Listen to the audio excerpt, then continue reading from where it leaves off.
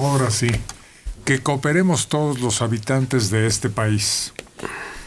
El gobierno no da pie con bola. Es más, si la ayuda es internacional, también se agradecerá. Se trata de identificar 26,000 cuerpos y buscar 40,000 desaparecidos. Es lo que tenemos aquí pendiente en México. El gobierno de la República presentó este plan para combatir la desaparición forzada y ayudar a identificación de cuerpos que permanecen entre los forenses del país. Instituto Nacional de Identificación Forense. Se consolidará también una base de datos que contenga información de cárceles, forenses, cementerios, estaciones migratorias, etc. Se estima que existen 40,000 personas desaparecidas y más de 1,100 fosas clandestinas, 26,000 cuerpos sin identificar.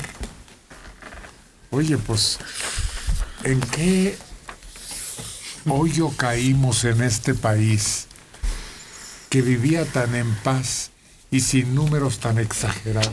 Pero a partir de los alcaldes, 32 creo fueron, apresados por el ejército en Michoacán, de ahí en adelante se desató la sangre, se desató la violencia, que había violencia y que había sangre también, pero nomás entre ellos, y apenas se conocía cuando Fox, y de allí para atrás, pues no era problema, pero entra el ejército manejado por Calderón, y como que sí, a Calderón le quedó grande el uniforme, y de allí en adelante vamos cada vez peor.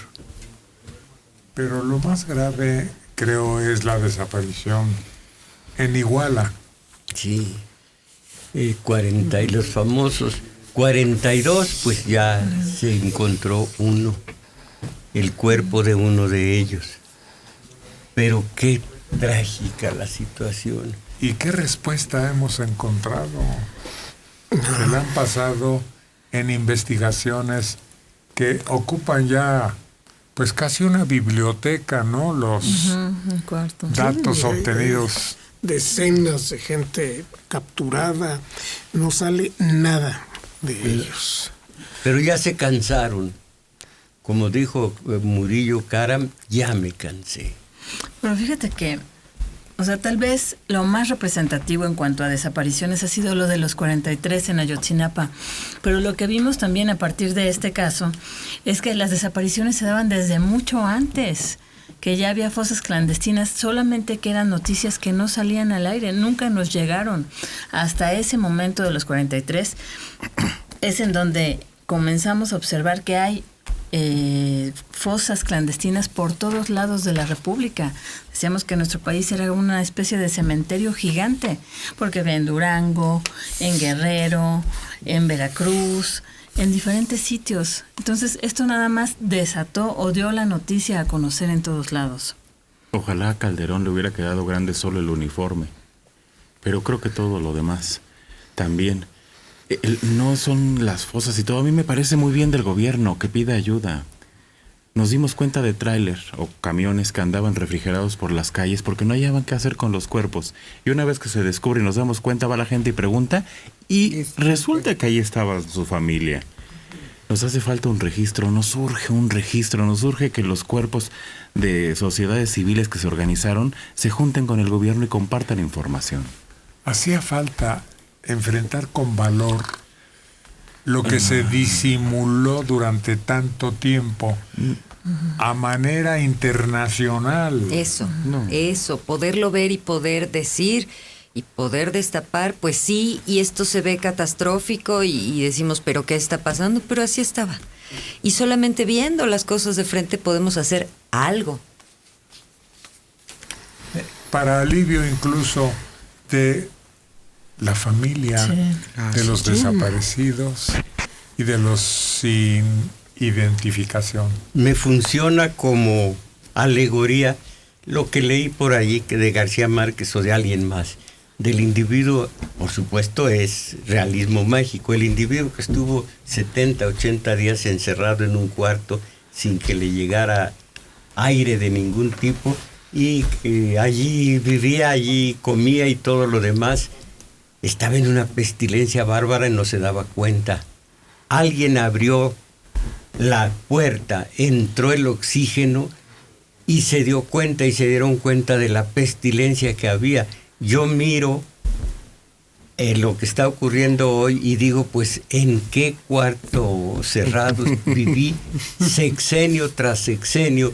Desde lo más catastrófico, digamos, Salinas.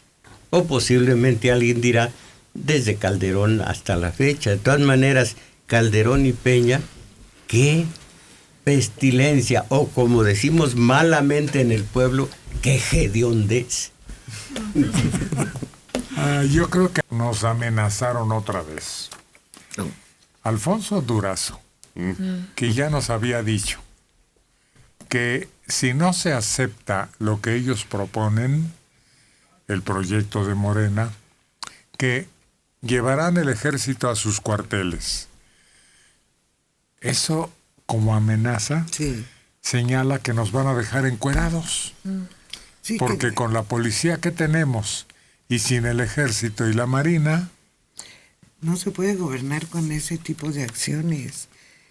Levantan el enojo, la indignación de muchos. pues es el secretario de Seguridad Pública. Dijo que solo la Guardia Nacional tendrá la fuerza suficiente para enfrentar al crimen organizado.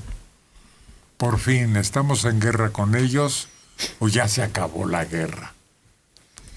Es que sí es sutil el tema, no se acabó. Sí se acaba como guerra, como símbolo de guerra, como persecución encarnizada.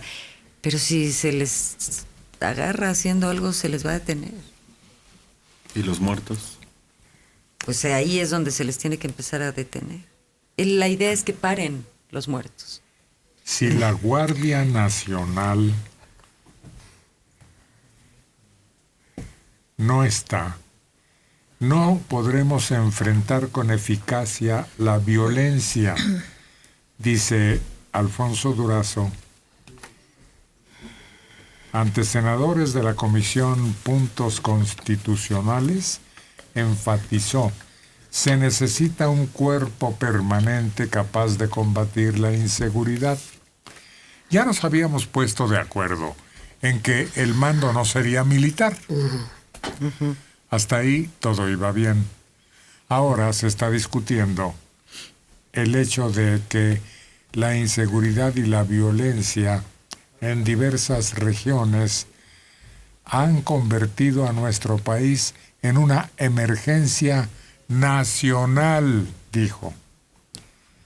Pidió reconocer a los cuerpos policiales que no tienen la fuerza para hacer frente a grupos criminales, que tienen, sin embargo, una enorme capacidad de fuego. Pues ahí está un contrasentido, pero esa capacidad de fuego, si estuviera encuadrada a ley, si las leyes fueran la norma, estaría bien, pero no es así. Eso del Estado de Derecho no es completo en este país.